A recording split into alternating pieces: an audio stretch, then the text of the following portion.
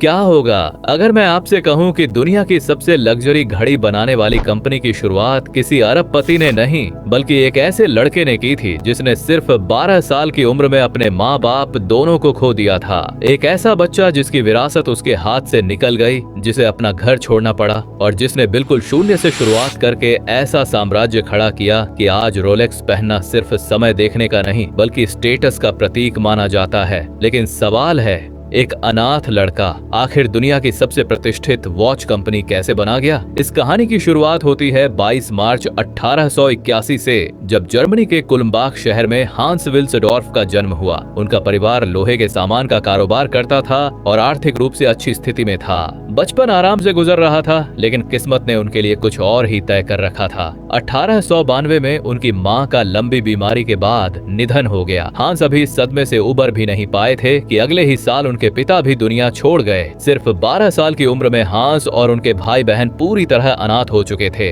इसके बाद उनकी जिम्मेदारी उनके मामा ने संभाली। उन्होंने परिवार का कारोबार बेच दिया और बच्चों की पढ़ाई के लिए उन्हें जर्मनी के एक प्रतिष्ठित बोर्डिंग स्कूल में भेज दिया। यह फैसला शायद उनके भविष्य के लिए सही था, लेकिन हांस के लिए यह बिल्कुल आसान नहीं था। नया शहर, नए लोग और बिल्कुल अकेली जिंदगी। स्कूल में उन्हें अक्सर बाहर ही समझा जाता था। कई बच्चे उनका मजाक उड़ाते थे, लेकिन हांस ने हार मानने के बजाय खुद को पढ़ाई में झोंक दिया। उन्हें जल्दी ही समझ आ गया कि अगर जिंदगी बदलनी है तो उसका रास्ता शिक्षा से होकर ही जाएगा। गणित और भाषाएं उनके सबसे मजबूत विषय बन गए। उन्होंने जर्मन के अलावा अंग्रेजी और फ्रेंच भी सीख ली। उस समय शायद उन्हें अंदाजा भी नहीं था कि यही भाषाएं एक दिन उनके बिजनेस की सबसे बड़ी ताकत बनेंगी। इसी स्कूल में उनकी दोस्ती स्विट्जरलैंड के एक छात्र से हुई। वह अक्सर अपने शहर ला शो दे फॉ की बातें करता था। ये वही शहर था जिसे उस समय दुनिया की घड़ी बनाने की राजधानी माना जाता था। जितनी बार हांस उसके किस्से सुनते, उतनी ही उनकी दिलचस्पी घड़ियों की दुनिया में बढ़ती जाती।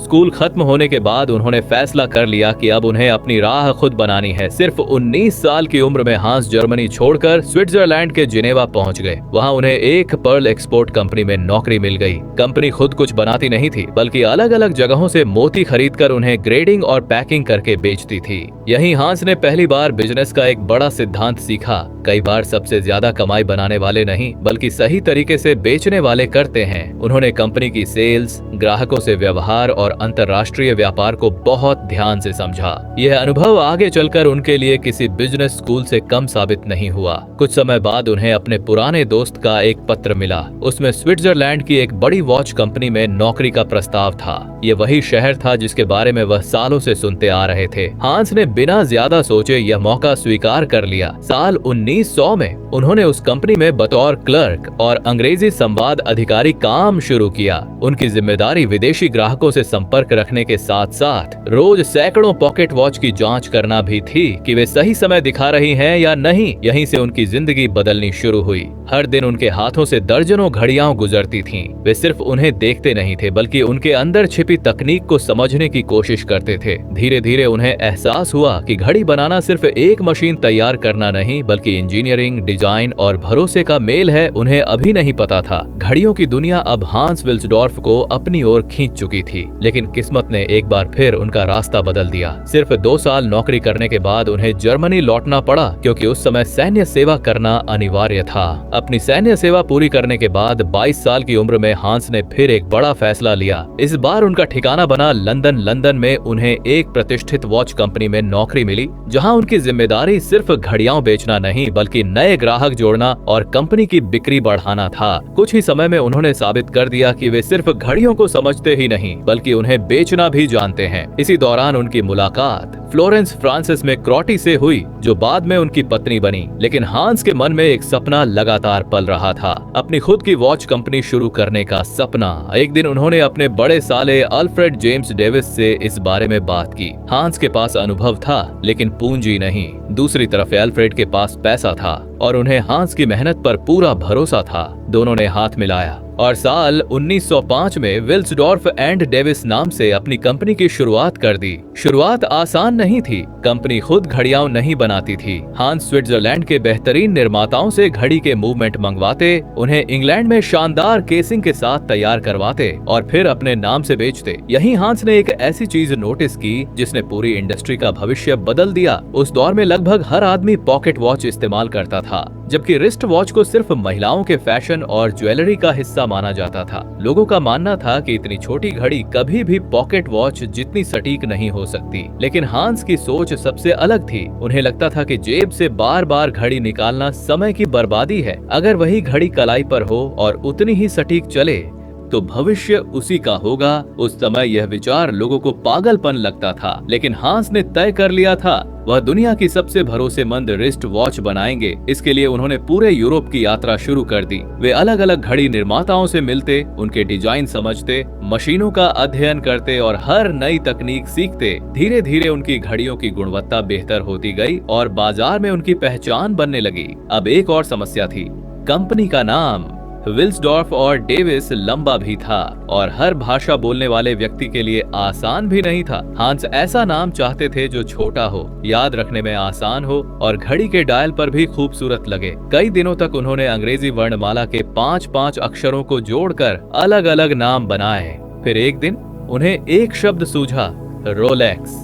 सिर्फ 5 अक्षरों का एक नाम, बोलने में आसान, हर भाषा में लगभग एक जैसा और सुनते ही प्रीमियम महसूस होने वाला। हांस को उसी पल यकीन हो गया कि यही उनकी कंपनी का भविष्य है। 1908 में उन्होंने रोलेक्स नाम को आधिकारिक तौर पर ट्रेडमार्क के रूप में रजिस्टर करा दिया। उन्हें शायद उस समय भी अंदाजा नहीं था कि आने वाले 100 साल बाद यही 5 अक्षर दुनिया की सबसे प्रतिष्ठित लग्जरी पहचान बन जाएंगे। 1908 तक रोलेक्स का नाम धीरे धीरे लोगों के बीच पहचान बनाने लगा था। अमीर व्यापारी, अधिकारी और घड़ियों के शौकीन लोग इसकी गुणवत्ता की तारीफ करने लगे थे। लेकिन तभी दुनिया पर एक ऐसा संकट आया जिसने हजारों कंपनियों को बर्बाद कर दिया। पहला विश्व युद्ध शुरू होते ही यूरोप का कारोबार बुरी तरह प्रभावित हुआ। कई वॉच कंपनियां बंद होने लगीं, लेकिन रोलेक्स के साथ कुछ अलग हुआ। युद्ध के मैदान में सैनिकों ने महसूस किया कि लड़ाई के दौरान जेब से पॉकेट वॉच निकालना मुश्किल और खतरनाक था। वहीं कलाई पर बंधी रिस्ट वॉच 1 सेकंड में समय दिखा देती थी।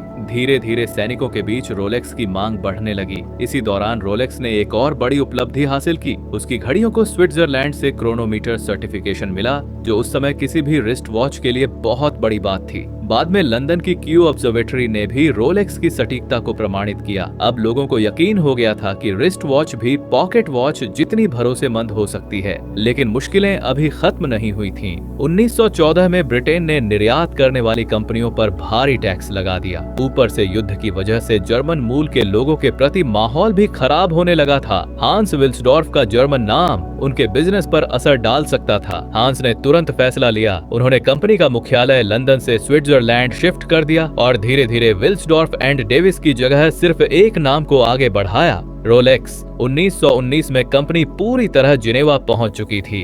यहीं से रोलेक्स का असली सफर शुरू हुआ। अब हांस का अगला लक्ष्य था ऐसी घड़ी बनाना जिसे धूल, पसीना, बारिश या पानी कुछ भी खराब न कर सके। उस दौर में घड़ियों की सबसे बड़ी समस्या यही थी, थोड़ा सा पानी अंदर गया नहीं कि पूरा मैकेनिज्म खराब हो जाता था। हांस ने अपनी पूरी टीम को इसी चुनौती पर लगा दिया। कई सालों की रिसर्च, अनगिनत असफल प्रयोग और लगातार सुधार के बाद आखिरकार 1926 में रोलेक्स ने वह कर दिखाया जिसकी किसी ने कल्पना भी नहीं की थी। उन्होंने दुनिया की पहली पूरी तरह वाटरप्रूफ रिस्ट वॉच लॉन्च की। नाम था रोलेक्स ऑनेस्टर। ये सिर्फ एक नई घड़ी नहीं थी, ये पूरी वॉच इंडस्ट्री के लिए एक नया युग था। लेकिन हांस जानते थे कि सिर्फ शानदार प्रोडक्ट बना लेना काफी नहीं है। अगर दुनिया को उसकी ताकत दिखानी है तो मार्केटिंग भी उतनी ही दमदार होनी चाहिए। और यहीं से शुरू होने वाली थी रोलेक्स की सबसे ऐतिहासिक मार्केटिंग स्टोरी। 1926 में कई सालों की रिसर्च और अनगिनत असफल कोशिशों के बाद आखिरकार रोलेक्स ने वह कर दिखाया जिसकी पूरी वॉच इंडस्ट्री सिर्फ कल्पना करती थी।